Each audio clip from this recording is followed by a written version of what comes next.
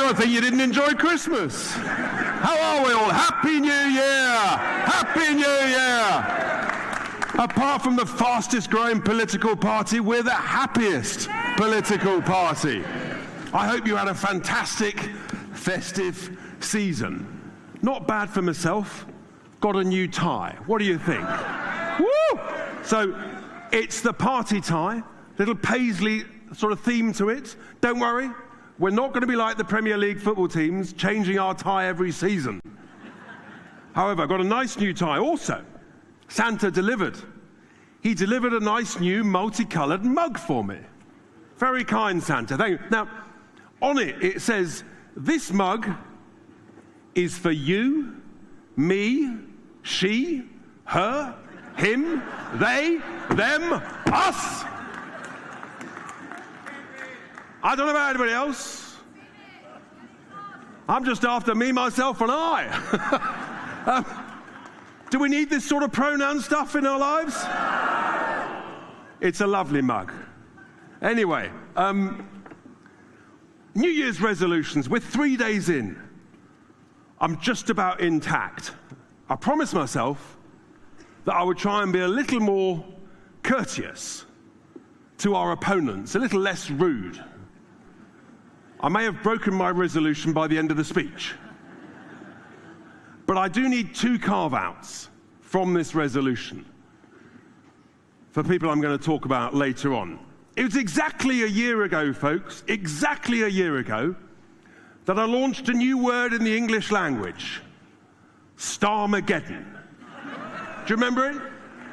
And everyone said, no, Richard, come on, it's not going to be that bad. He's a nice sort of chap. It won't be too bad, and he's got that lovely Rachel looking after accounts.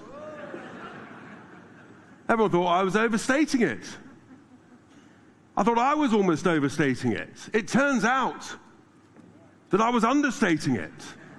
I mean, we've got Starmageddon on turbo rockets. It's like he's jumped on Elon Musk's Starlink Express up to space. He's a nightmare. He's an absolute nightmare, but he's not the only nightmare. Because we've got a whole new language, haven't we? We've now got Reeves-ageddon. I mean, she is literally a nightmare on Socialist Street. And I think you may even hopefully see on the screen there a picture. There she is. And there she is. It's like that picture from the film Nightmare on Elm Street. And she's got the scythe. And she's scything through our economy. She's scything through our jobs, scything through all of industry, scything through your wallets, taking your money. It's unbelievable what they've done to this economy. Do you remember when they said, they're still saying it, they're going to fix the foundations? They haven't fixed the foundations, they've sabotaged the foundations, ladies and gentlemen. They haven't created stability. Literally, since they came into power, the economy, basically, it's in the process of going south. The figures are out. There's no growth in the overall economy. Per person, we're getting a lot poorer, month in, month out. And I fear that this is just the beginning. And the markets also know it. You see, Labour banged on about Liz Truss and her mini-budget crashing the economy. Well, hang on. The price of 10-year government bonds when Liz Truss was around was 4.2%. At the beginning of October, when people still trusted Reeves-ageddon, it was down to 4%. It's now up at 4.6% and heading north. So the markets are worried too. She has created the blunder budget of all blunders. She's upset everybody. She's upset. She's upset millions of pensioners up and down the country. She's upset the farmers who give us food security, including in my most fertile constituency of Boston and Skegness. She's upset small businesses, charities, GP surgeons, anybody who employs anybody has now got extra bills because of Rachel Reeves. In my view, ladies and gentlemen, she is the most dangerous woman in Britain today.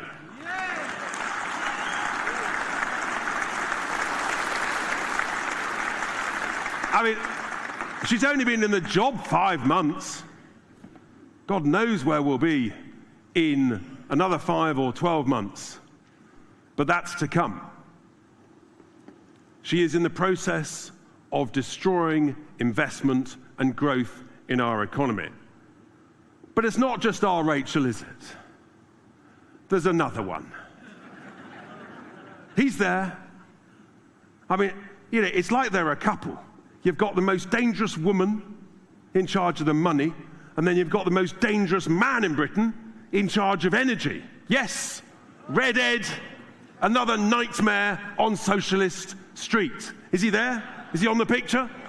There he is, with his knife, scything through jobs, scything through the car industry, thousands of jobs being destroyed as we speak. He's already finished off most of the steel industry, and he's only just started. And what does this man want to do? He wants to carpet all of our glorious, beautiful countryside with 1 billion solar panels made in China. I mean, how stupid. They bang on about food security. How do you get more food if you cover it with solar panels that don't work when the sun's not shining, which regrettably is too often in our beloved nation? Oh no, but that's not enough. No, he wants thousands of wind turbines to be put up on our beautiful countryside. And where are the wind turbines made? China. And if it's not China, then it's overseas. It might be Germany or wherever. What you get from this is, do you get the impression that the jobs are elsewhere? Do you get the impression that the money is going elsewhere? I checked just before I came on stage. In the last week, we've imported about 10% of electricity from overseas. In the last year, we've imported about 13% of our electricity from overseas. How is that energy security when you're reliant on people overseas creating electricity and sending it on cables that who knows Putin might decide to cut at any particular moment? And all of this when we're sitting on all of our glorious energy treasure under our feet, oil, gas, shale gas, all this stuff. Why do you think America's got electricity and gas prices about 1/3 of ours? Because they use their own energy treasure. And our Wallies in Westminster, through their gross negligence, have decided to leave that treasure underground or under the sea. It's absolute, utter madness. So he is, without question, the most dangerous man to the British economy today. That's the bad news. But we have to be optimistic. We are the party of optimists, the party who believe that we can turn this around. And so I've got some good news. Might require a little patience, but it's only 4 years to go until the general election, folks. Are we going to win? You're not on form. Are we going to win? That's what we want to hear. Just look at what's going on. Oh, I nearly forgot. I'm sure Nigel will talk about it a bit later, but thanks, Kemi. You've done a great job. A year ago, I was thanking Rishi for his services to reform. I mean, these people, seriously. So that's the good news. 4 years and counting. But look where we are in the polls. No one believed it was possible. And you've got, as Matt said just a while ago, we're heading up now.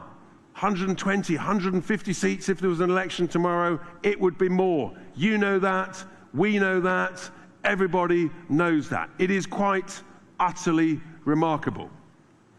Now, back at the general election, I was criticised for our contract for what they described as fantasy economics. They said that my plan not to pay voluntary interest to enrich the city by paying interest on the printed money, we didn't need to do that.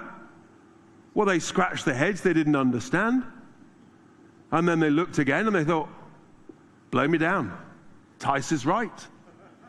The Financial Times, The Economist, even Robert Peston. You know you're on track when Robert Peston agrees with you.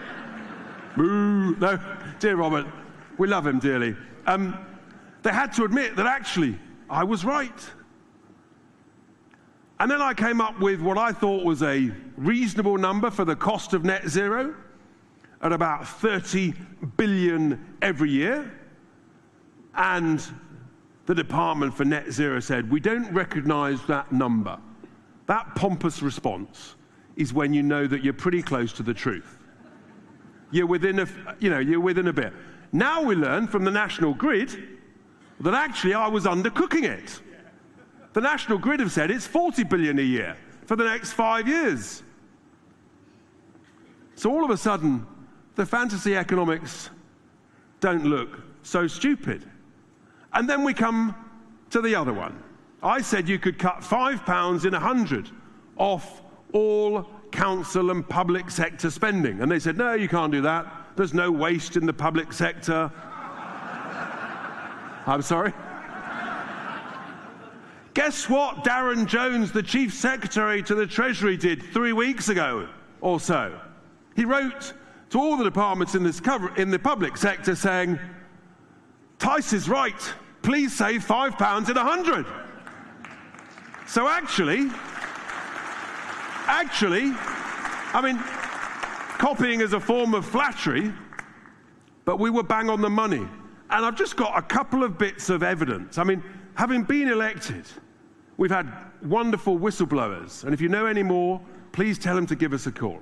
Coming to us with examples of waste and abuse of our cash. And I just happen to have one here. It's from Department of Work and Pensions, Winter Fuel Payment Centre in Wolverhampton. It's entitled, Winter Fuel Payment Claiming for Someone Who Has Died. Seriously. Dear Mrs. D, you may be able to get a winter fuel payment for the winter 2024 on behalf of the late Mrs. R. So hang on, Rachel. You stopped her payment. You might have been involved in killing her from the cold, and now you want to give the money to her kids. I mean, honestly, you weep at the utter serious, I nearly swore there, I'm so sorry, the utter stupidity of these people. I don't know how many of these letters they've written. This is a genuine letter from the Department of Work and Pensions. And then we come to the other one, my current favourite. We all need to have our little pet favourites. Some of you you may adore bats. I'm not personally a great bat lover, but each their own. I know they have a place in nature. But I need to ask a serious question, ladies and gentlemen. I'm not a great fan of HS2 either. I'd scrap the whole thing. But let me tell you one thing. Would anybody here spend £1 million on a small hut for bats? Anyone? Any takers? Would anyone spend £10 million on a bigger hut for bats? Can you believe that the bosses of HS2, they spent £100 million of our money on a bat shed?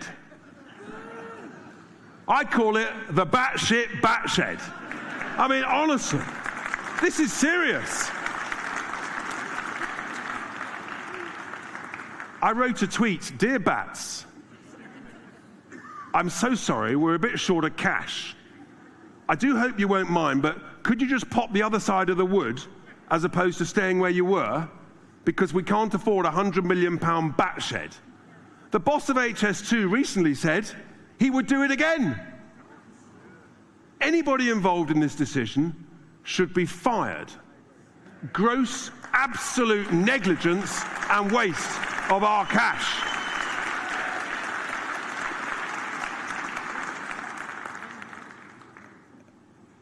So what I concluded from these mad examples, and these are just the ones we're hearing about, but we're digging in, getting more information out about the waste.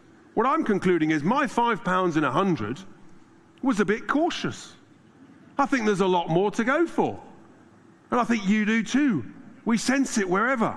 The waste, the abuse, I'm afraid to say, ladies and gentlemen, the corruption. We know that the good news from all of this is that actually, whilst you've got all the gloomsters and the doomsters, the people who think we're just in managed decline, I believe with competence, with common sense, with all of your help and the other tens and hundreds of thousands of people who are now joining reform, the millions who voted for reform, the millions more who want to vote for reform, I believe that we can sort this out. Many of you will have been involved in businesses. A bad boss can ruin a good business in a couple of years. But the reverse is true. A good boss can rescue a business within 2 to 3 years and make it grow again. And that is the thing to hold on to, folks. Of all the challenges the country has got, and they are many, with the right courage, the right leadership, the right belief, the right passion, and the right patriotism, we can sort this out. I've absolutely no doubt, ladies and gentlemen, this is just the beginning. We're on a journey. It's an extraordinary journey.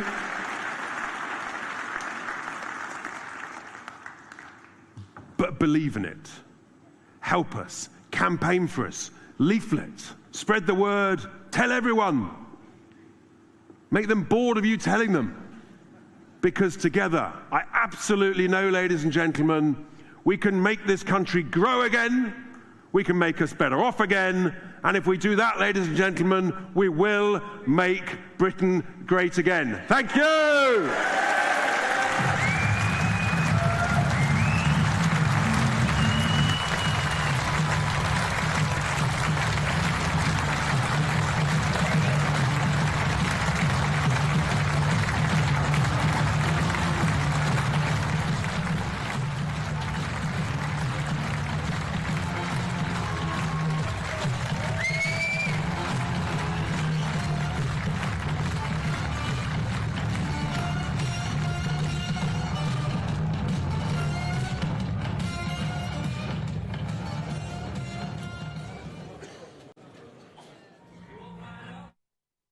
You all fired up?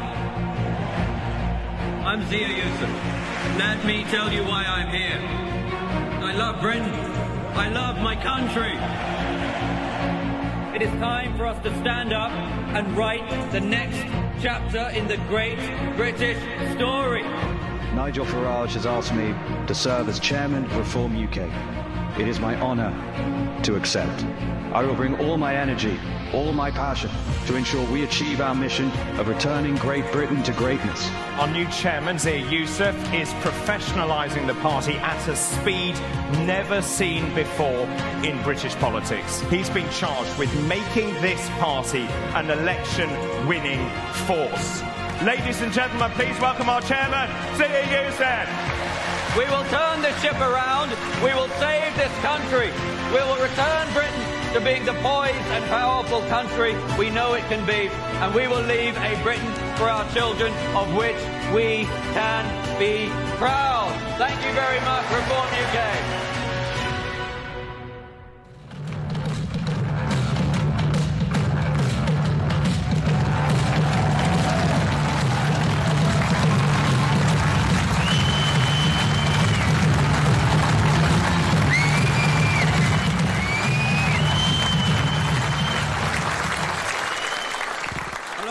Reform UK. Well, it is truly an honour to stand here before so many fake Reform members. There must be 1,000 of you here. And according to Kemi, you are nothing more than a figment of Nigel's imagination. Well, we're on a roll, aren't we? One extraordinary year it has been. A year ago, Nigel Farage was enjoying his retirement. Reform was sitting on 8% in the polls, albeit climbing fast under Richard's brilliant leadership. Rishi Sunak was still watching the boats penetrate our borders daily, choosing to do nothing. A year on, Reform is talk not just of the UK, but of the Western world. We've captured the hearts and the imaginations of millions to whom we offer hope. We've opened over 400 branches across the country. We've risen to 23% on the average of the polls. And ladies and gentlemen, Nigel Farage is now the bookmakers' favourite to be the next Prime Minister of the United Kingdom.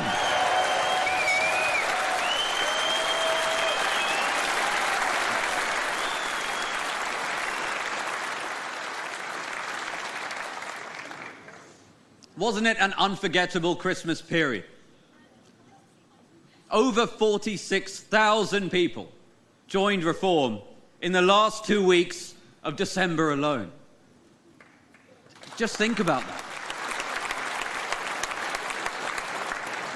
Just think about that for a moment. That is the equivalent of 1/3 of the entire membership of the Tory party. A party which has been around for 190 years, joining Reform in just 2 weeks. Something is happening in the United Kingdom, and it is giving hope to millions across the country.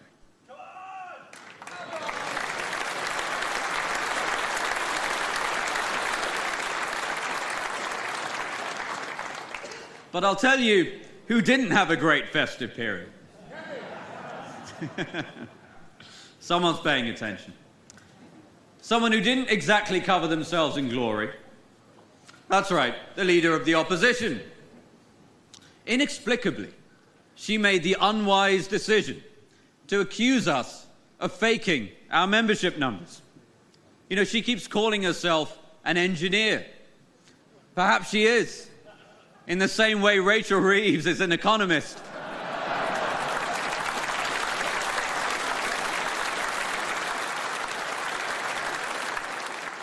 And Keir Starmer is the son of a toolmaker. Well, she's not a very good one, because she claimed that our ticker was fake. And that she knew this because she was, and I quote, monitoring the back end.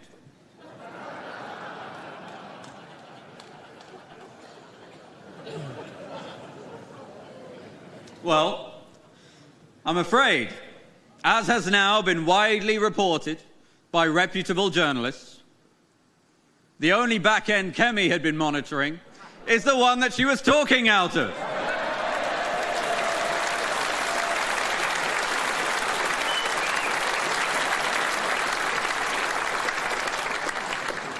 Had to be done.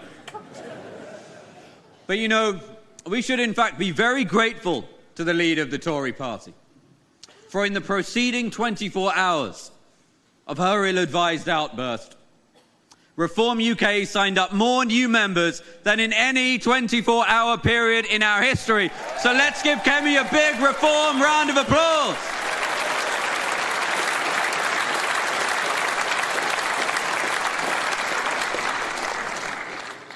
But on a serious note, we are gathered here because we know in our hearts that the country we love is in trouble. We live in a country which somehow, despite spending £54 billion a year on defence, the number of military-aged males that have entered the UK illegally via small boats now exceeds the total available soldiers to the British Army. Most are from Afghanistan, Syria, Iraq, and Iran. The Tories, and now Labour, have voluntarily inflicted a national security emergency on this country.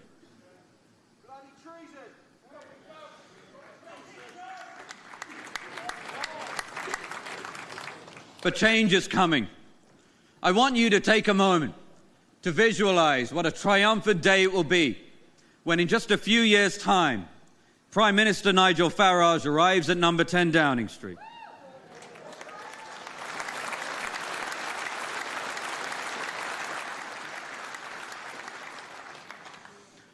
In his first act as Prime Minister, he will pick up the phone to the First Sea Lord and order His Majesty's Royal Navy to see to it that not a single unauthorized vessel crossing the English Channel makes it to the shores of the United Kingdom.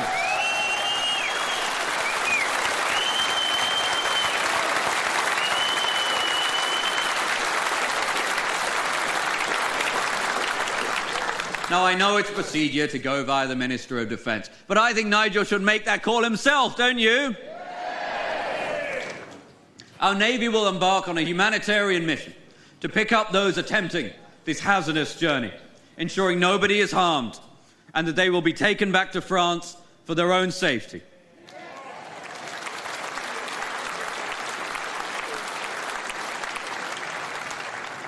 Under a reformed government, we will leave the ECHR and replace it with a British Bill of Rights.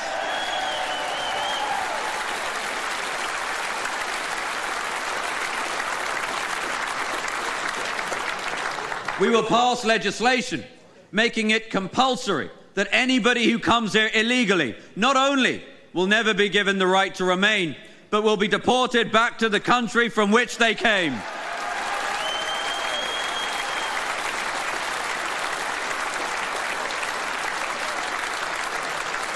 If your first act upon coming to this country is to break British laws, instead of being given free accommodation and phones, you will be removed promptly and efficiently.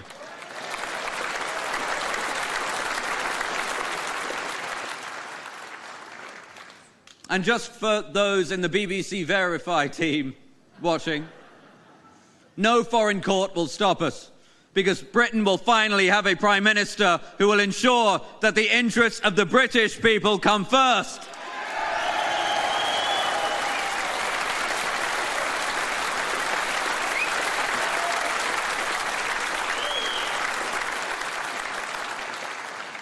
A reformed government will also do something that Labour refused to do and the Tories failed to do in their 14 years in government. We will ensure a full, independent national inquiry into the appalling crimes of the grooming gangs that have terrorised young girls in this country for decades.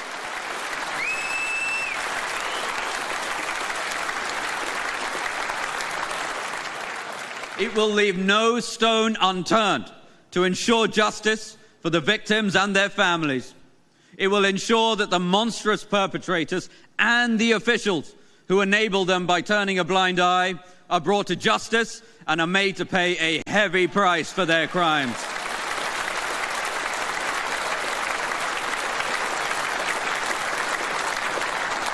We will do the things necessary to heal this country because we're the only ones who can. Now, I've made a few jokes at their expense today, but it's no surprise that the likes of the Tories, Labour, the left-wing media look at reform's progress and think it must be fake. All their prior experience means that the level of cognitive dissonance fries their brains. All they've ever known is incompetence, division, defeatism, cynicism, self-serving corruption, resignation to manage decline.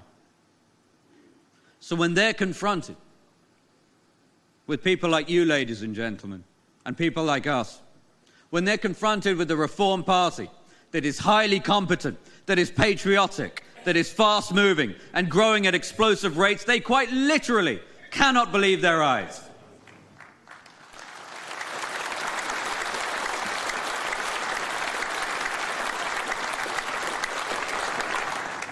And I have another message for them.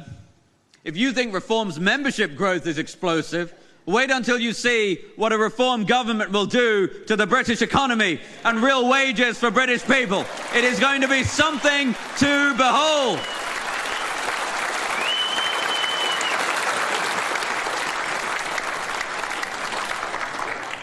Now, one of the most powerful drivers behind reform's momentum is how united we all are behind Nigel. Meanwhile, the Tories, they've had 5 leaders in 6 years. It's no surprise that Tory leaders are so weak and transient. They have to spend the majority of their cognitive capacity watching their own backs. Here at Reform, Nigel and the rest of our brilliant MPs and our team can focus all of our energies, 100% of our capacity, building a movement to make the United Kingdom a poised, prosperous and powerful country again.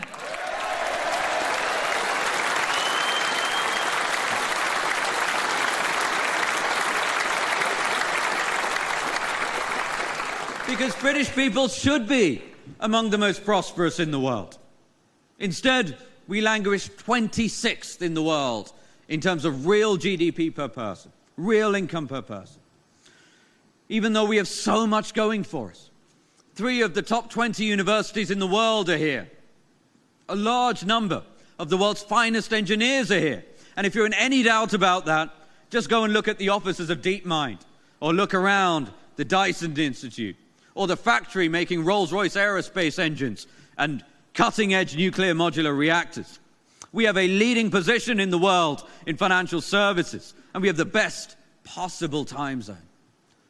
And as someone who built a successful business here, I can tell you the British people are full of talent, full of energy and dynamism.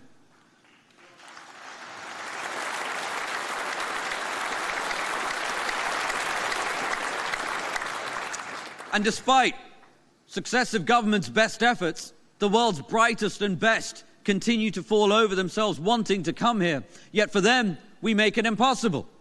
Sadly, it's actually much easier for a convicted murderer to get into the United Kingdom than it is for a Nobel laureate.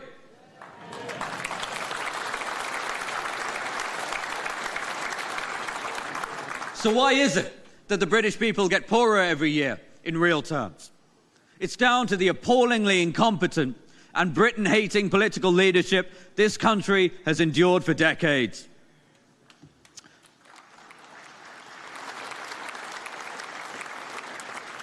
There's the religious cult of net zero, an appalling theft of hard-working British people's jobs and money, all to fund the growth of China and the egos of champagne socialists.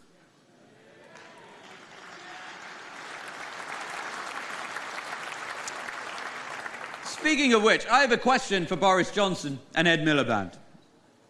If renewables are so cheap, why have British people been forced to subsidise renewables to the tune of £90 billion over the last decade? That is £300 per household per year extra that they have had to pay in their energy bills out of their post-tax pay while they struggle to make ends meet. All to enrich renewable corporate shareholders. And given all they did was offshore the emissions to China and India, they did nothing to make the world cleaner. Make no mistake, this is one of the greatest heists on the British people of all time, and reform will bring it to an end.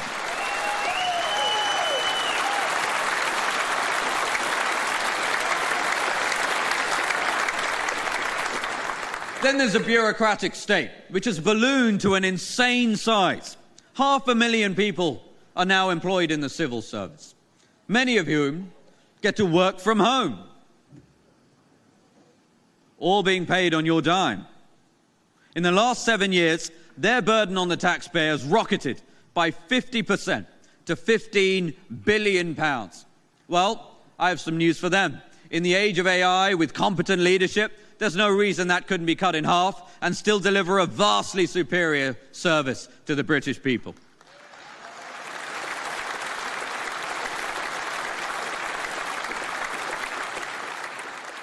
But the problem of the bureaucratic state is much more pernicious than that. They act as a suffocating parasite, feasting on the dynamism and hard work of the British people. We have far too many regulations, far too many regulators, and nowhere near enough builders.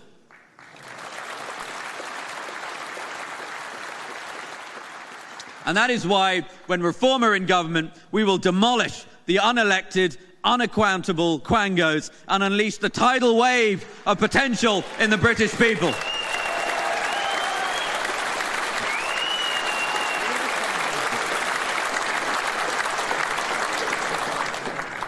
The reality is the two old parties have spent decades creating these problems. Labour, Conservatives, it hasn't made any difference. That's why reform is necessary. That is why reform has broken through with such breathless pace. Because in reform, British people see a real alternative. They see history being made in real time. The stranglehold that the two old parties have had on the politics of this country for a century is finally being broken.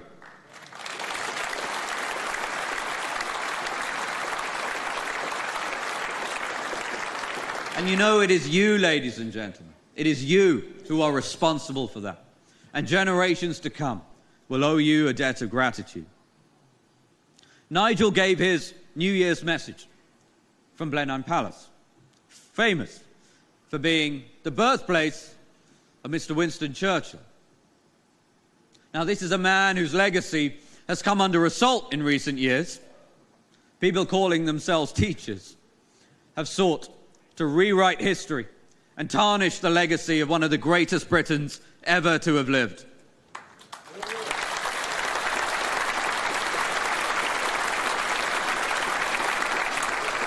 But their efforts are in vain, for his spirit lives on.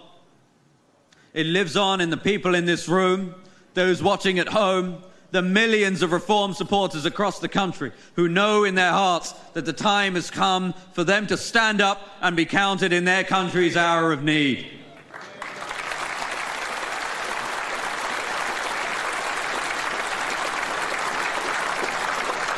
Because at Reform we see a future in which the United Kingdom, instead of being ritually humiliated, celebrates triumph after triumph.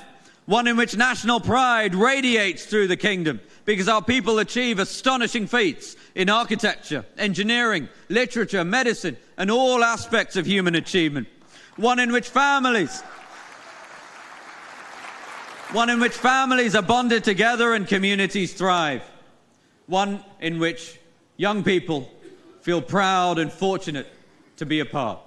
And that is what Reform will deliver. This is why people are joining us in such droves.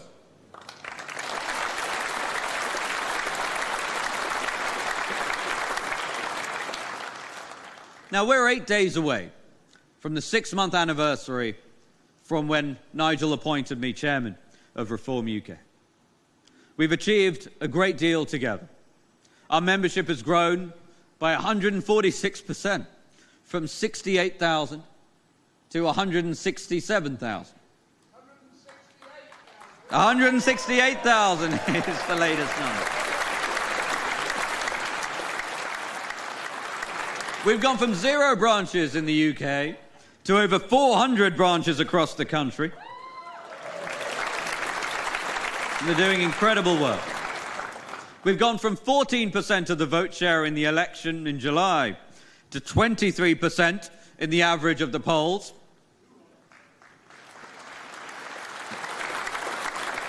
And let me tell you this, in case anyone thinks we're in the mood to slow down. No, we are just getting started.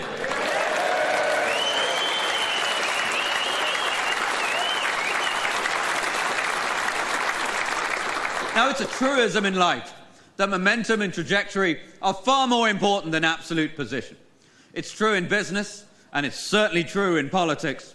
And thanks to all of you, ladies and gentlemen, Reform has all of the momentum in British politics.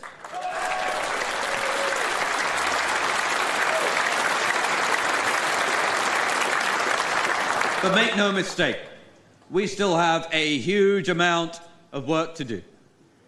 And that's why we need your help.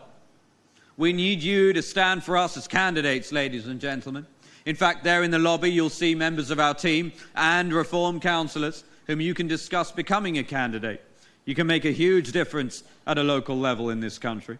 We also need you to volunteer and to knock on doors and to campaign for reform. Will you do that for us? Well then, I will leave you with this. Hot off the press today is a new MRP poll which shows that if an election were held today, Reform would win 120 seats, closer than ever to overtaking the Tories on 157.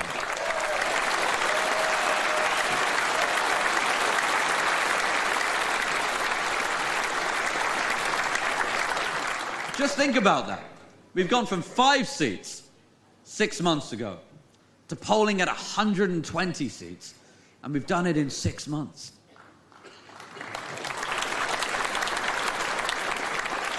Imagine where we can be in a year, and by the time of the general election. If we work hard, the sky is the limit as to what we can achieve together. We will elect Nigel Farage as our Prime Minister. We will turn this country around and restore the United Kingdom to its rightful position as one of the greatest countries in the world. Thank you very much, ladies and gentlemen.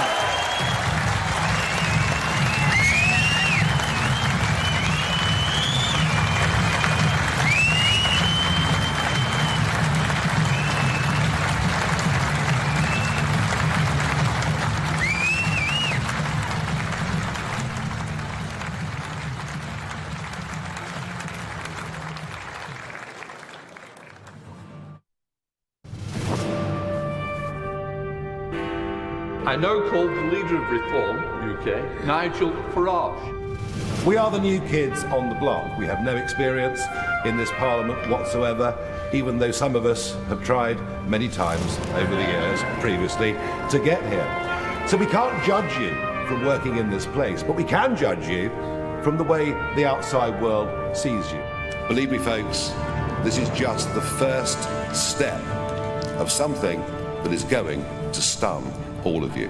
Thank you very much. Nobody on the front bench has ever worked in private business. Nobody on the front bench understands what genuine risk capital is. Hard work is the only way anybody succeeds individually.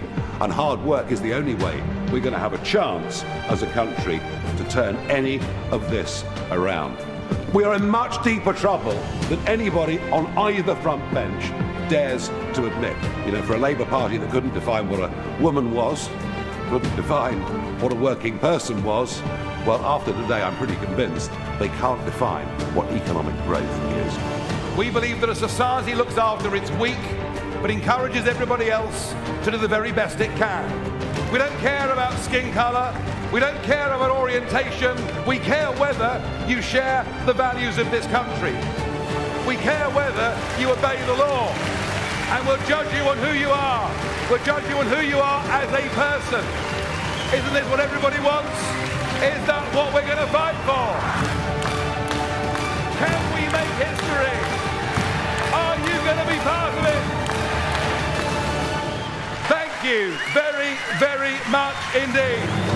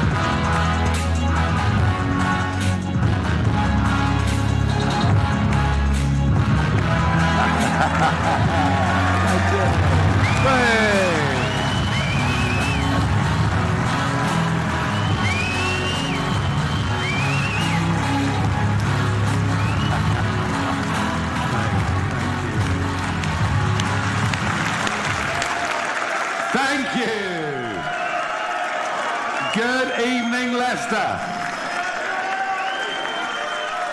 You know, they say, never begin any speech with an apology. But you know, we advertised this event for our East Midlands members. Within 48 hours, all the tickets had gone. And so I apologise to all those people who couldn't get in here. And that's before 50,000 people joined the party in the last 2 weeks of December. We're going to need bigger venues for the future, of that there is no doubt. And we're not only growing quickly, but you can feel the energy. You can feel the optimism. We are so far away from the uniparty, which is Labour and Conservative. I mean, look at Starmer and Reeves. I mean, they look like they're going to a family funeral every day. And as for the Conservative leader, well, I'll come to that in a moment, actually. I've got to tell you, the last few weeks have been really exciting. It was a very tough phone call on the 23rd of December when I said to the young team in our London office, I'm really sorry, guys, but I think Christmas is cancelled. And they rose to the challenge.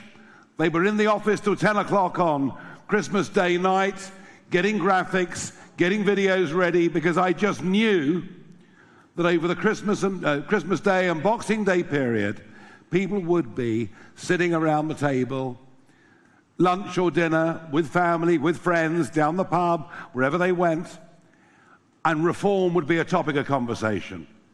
I was confident that we would, on Boxing Day, go through the number of ballot papers that the Conservative Party sent out in their leadership election last year, and we did it on Boxing Day, and we've gone on 35,000 members more since Boxing Day alone.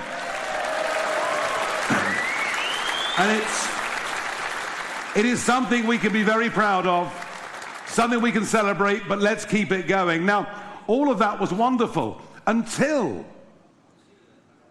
about 5 o'clock on Boxing Day afternoon,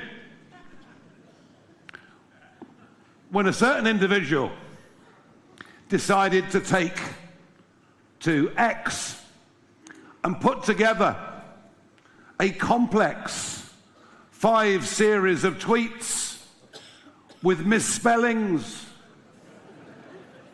and ranting conspiracy theory. Now, the person that put these messages together that said that the Reform live membership ticker, have you been watching the Reform live membership ticker? I get up at 3 o'clock in the morning just to find out how we're doing.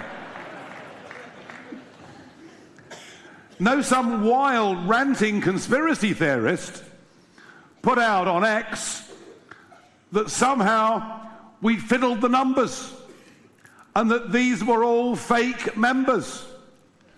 And the extraordinary thing is the person who did this, whether they were in wine or not, I don't know, but the person who did this was the leader of the Conservative Party, one Kemi Badenoch. Now, I don't take kindly to being accused of being dishonest. You can call me many things, and people do, and that's fine.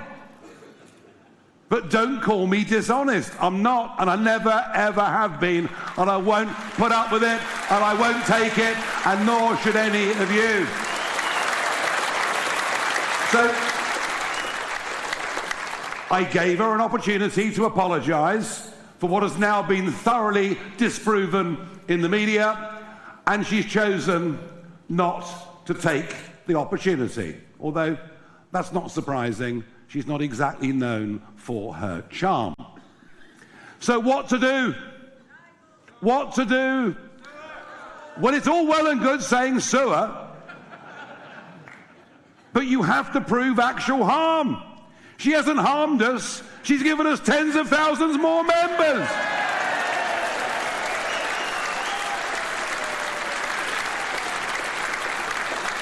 But what I am going to do, and isn't it delightful that the Eastern Region Conference tomorrow takes place at Chelmsford Racecourse, which happens to be in her parliamentary constituency, which is good. And better than that, on the 31st of this month, we booked a big venue, and I'm going to invite all our members and supporters in North West Essex to come along, to meet me, to have a photograph. And we already have 800 supporters in her constituency, nearly 400 of whom have signed up as members. And we'll do a big joint photograph, and I'll tell her, Kemi, not only are these not fake members, but we're now going to make this a target constituency for the next general election.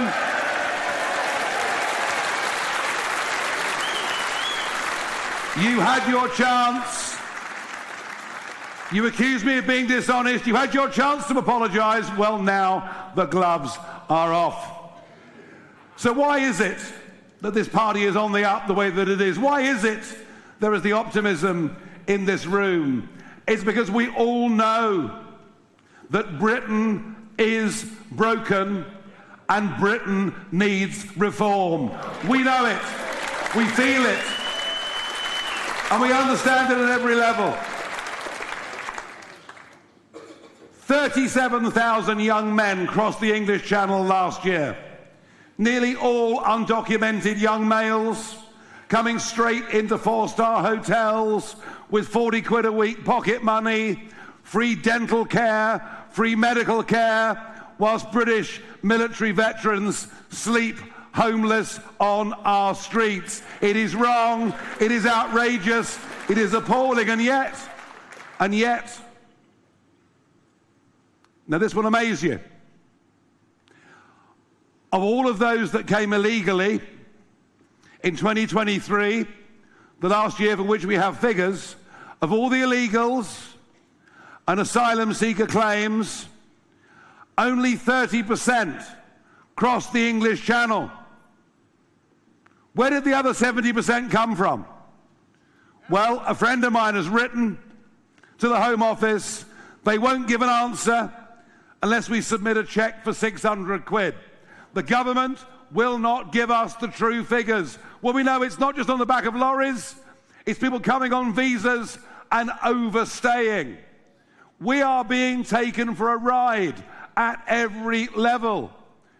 And until we can deport those that should not be in our country, until we can do that, and we'll never do that, being signed up to a convention for an outdated court in Strasbourg, we have to leave the ECHR and get rid of those that should not be here. And we've got the courage to say that. We've got the courage to do that, and frankly, nobody else does. And on legal immigration numbers, well, the party that promised us repeatedly net migration of tens of thousands a year in 2023 gave us net migration of nearly 1 million. And it's my view that the population explosion of 10 million, more than 10 million, in the last 20 years is the biggest contributor to our diminishing quality of life. We cannot get access to health care. Our children and grandchildren cannot get onto the housing ladder. The traffic is impossible. Nothing works anymore. There's no infrastructure. And this has been done to us, not just by Tony Blair and Labour, but it's been done to us above all by a Conservative Party who lied through their teeth at every single general election. And our job now is to replace them as the opposition party in British politics, and that is what we are going to do. Because what can they say? The other week at the dispatch box, at PMQs, Kemi Badenoch said to the Prime Minister, isn't it terrible? Terrible that 1,100 jobs will be lost making vans at Luton. It's all because of your electric vehicle rules and targets and fines. To which Richard Tice heckled and said, but it's your policy in the first place. To which the Prime Minister said yes. I mean, it's not often Starmer's that sharp, I've got to tell you, but he was. And it's the same on net zero. It's the same. You know, why are our businesses paying the most expensive electricity bills in the world? Look what it's doing to our manufacturing sector. Look what it's doing to our competitiveness. Look at what has been put on all of your bills over the last 20 years to subsidise foreign companies putting up wind turbines, all manufactured in China, and the same goes for solar. They are a uni-party. The more they pretend to be different, the more you realise actually they're the same. They're about open borders, they're about high taxes, they're about regulation, and they're not about putting the British people first on anything. And we will put the British people first. We know what our priorities are. But above all, what we need in this country is a change of culture. We are living in societal decline, when nobody has the moral courage to stand up and do what is right for fear of being called names. The fact that the so-called grooming scandal, or shall we call it the mass rape abomination,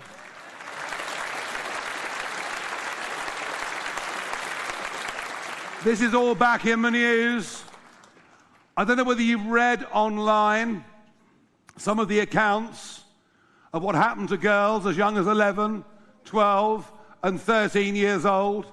If you haven't read the transcripts online, I advise you not to, because you frankly won't be able to go to sleep. What happened in this country, and it didn't just happen in one place, it wasn't just Oldham, it happened in towns and cities all over the United Kingdom on an industrial scale. And yet, mainstream media did their best not to cover it. Keir Starmer, it would appear, when he had the big job as Director of Public Prosecutions in 2008, chose not to prosecute a grooming mass rape case. The Conservative government did all they could for there not to be a public inquiry. And Jess Phillips this week decides there is no need for a public inquiry. And the police have failed in all of these towns and cities. They dare not say anything for fear of being called racist. Our moral courage is destroying the very values upon which this once great country was built. And what we need is leadership and a party and a movement that understands and knows the difference between what is right and what is wrong, and will speak without fear, without favour. And let's have that public inquiry, let's expose the truth, and let's make sure people in public life who allow this to happen get their jobs taken from them. It must happen.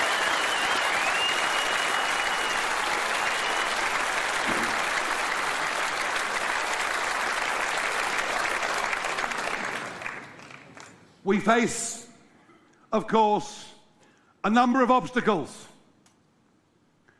But the one obstacle we don't face is the talent of the opposition we face in the Labour and Conservative parties. That's the good news. We're not up against towering giants, but we have a huge amount of work to do. Here in the East Midlands, we have a whole series of elections happening right across the counties on the 1st of May. We even have some mayoral contests, and you heard from Dame Andrea earlier on today. The disappointment is she's got a sore throat, otherwise she would have sung Jerusalem from the stage, but that'll happen next time. So what we have to do, we have to organise, we have to mobilise, we have to professionalise. And that was why I appointed Zia 6 months ago, somebody to help me professionalise this party. And folks, we are making the most astonishing progress, but we need to make more. And we need you to help us doing that. And we've got some great new people joining us. And we've got a newbie who's joined us today. His name is Marco Longhi. He was the Conservative Member of Parliament for Dudley North from 2019 to 2024. And believe it or not, before being in Parliament, he actually had a job. No, really? Yeah, he actually had a job. He worked in business. He was successful. He'd been a loyal member of the Conservative Party for the last goodness knows how many years. Today, former MP Marco Longhi joins Reform UK. I want you to give him a big welcome on this stage.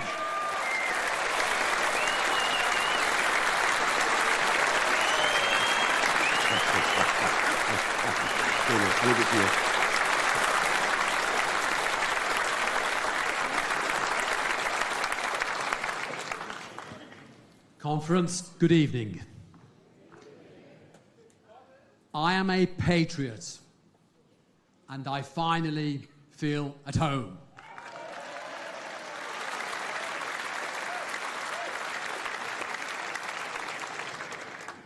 Why am I here? I am here because of each and every one of you. I am here because of what has happened to our once great country. I am here because the party I have been loyal to over decades, in the good times and in the bad times, has lost its soul. It is unrecognizable. It has changed. I have not.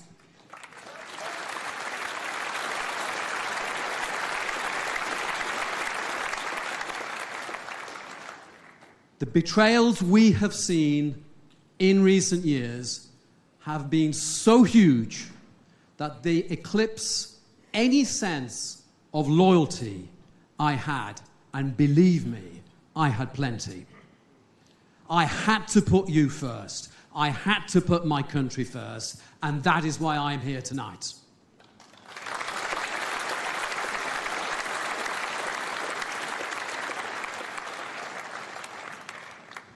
Let me ask you a question. What do you think it means to be British anymore? Is this a question? Exactly. But I'll bet if you asked your grandfather, they'd have said straight away what it meant to them. Now there you go. I'll bet he knew. I'll bet he knew. Let me tell you, our hearts and our identity, they have been ripped apart at the altar of political correctness, wokery, and all sorts of other things. I mean, if we can't define what a woman is, how can we define anything at all? What right do we have to govern over 50% of our population? And what about political correctness? Well, let me tell you where I stand on political correctness, and make your own minds up. I stopped an asylum hotel in my then constituency of Dudley. I was the only MP to publicly refuse and make a strong statement in the chamber about this, to support the hundreds of asylum applications coming through my office, paid for by who? By all of you. Because you know what? I wanted to put Dudley people first. I wanted to put our people first.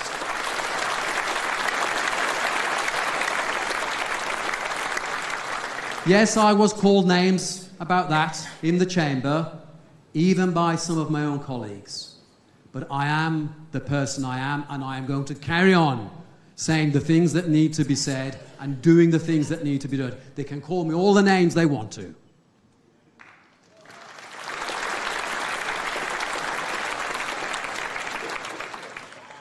totally unchecked immigration. And guess what? A housing crisis to follow. Surprise to surprise.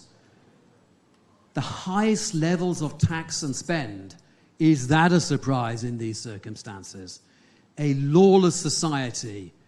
Guess what? We've been importing huge levels of criminality into our country at a time when our own police forces, I'm embarrassed to say, are more intent on the moves of the Macarena than the moves of coming to sort out the crime they need to sort out.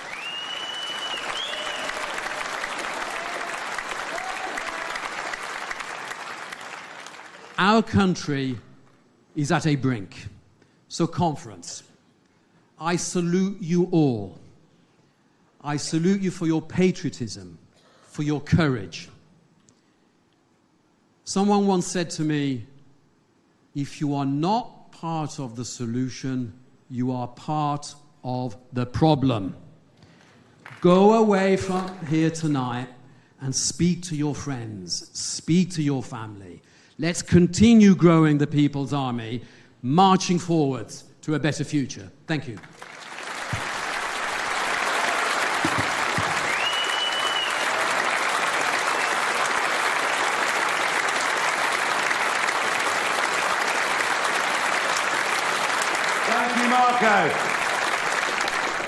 You know, I draw great inspiration from what happened in America on November the 5th.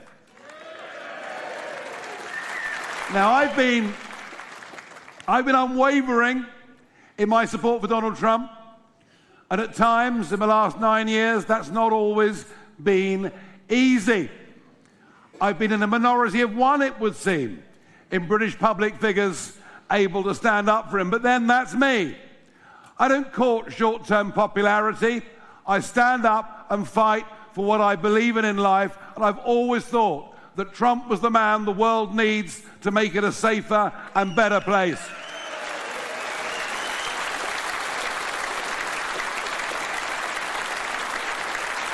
And of course, alongside him is this remarkable new entrant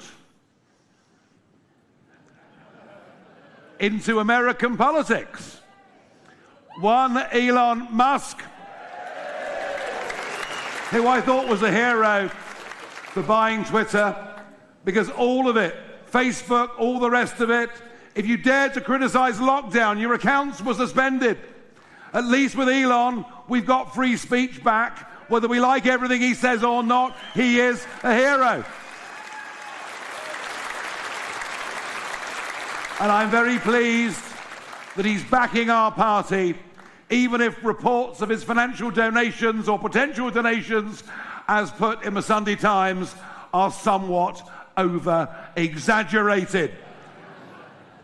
But if he begins to do even a fraction of what he sets out to do, to cut back the size of the administrative state in America, he will make America even richer than it currently is, and he'll provide us with the blueprint that we need, because there needs to be a complete change of culture in Britain.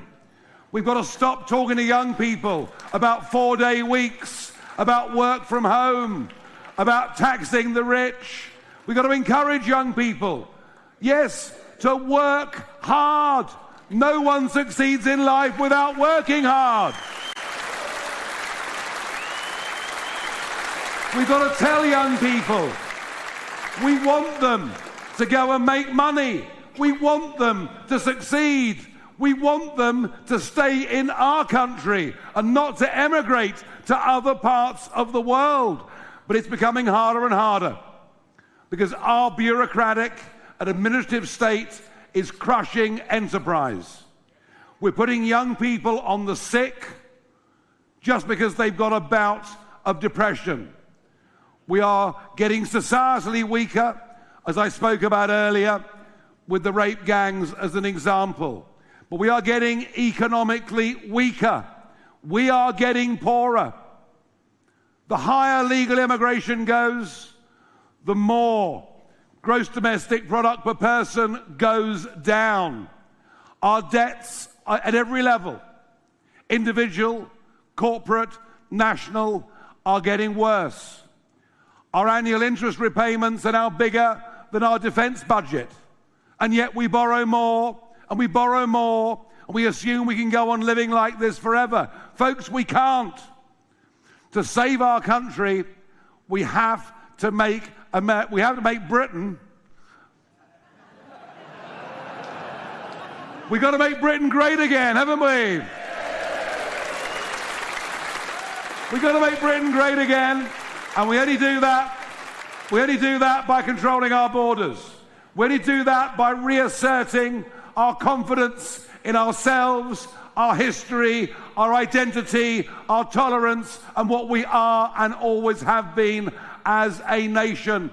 And we only do it if we reduce the cost of living for ordinary folk and make the country start making money again, stop sinking deeper into debt, get rid of this culture that it's all right to live off the state, it's all right to go on the sick, when actually we simply can't afford to go on like this. And that's what you'll get from me. You'll get plain speaking. Even if at times what I have to say is harsh, you'll get honest, plain speaking. And I'll do it from a perspective, and I think you know this, at least I hope you do, that I absolutely believe in this country. I believe in its people. I fear we've been appallingly led for the last 20, 25 years, and that this can be turned around. Do you believe we can turn this around? Do you believe we can make our country again something to be proud of? Are you prepared to stand up and get involved and join the People's Army? Please do everything you can, whether it's making phone calls, delivering leaflets, standing as a candidate. Go into the hall as you leave, sign up, become one of our activists. Let's go out and make history.